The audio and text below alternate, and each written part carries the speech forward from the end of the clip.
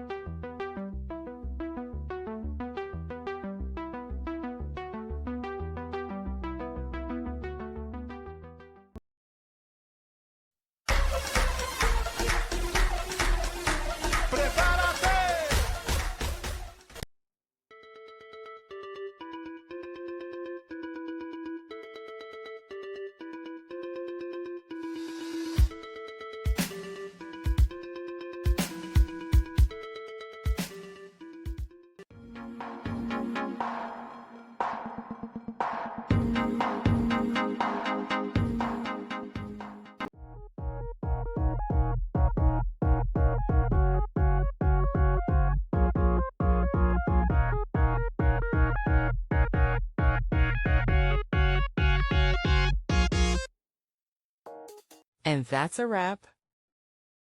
I hope you found the answer you were looking for. If you did, take a second to hit that subscribe button. It really helps out. And let me know in the comments which solution worked best for you. See you next time in the debug zone.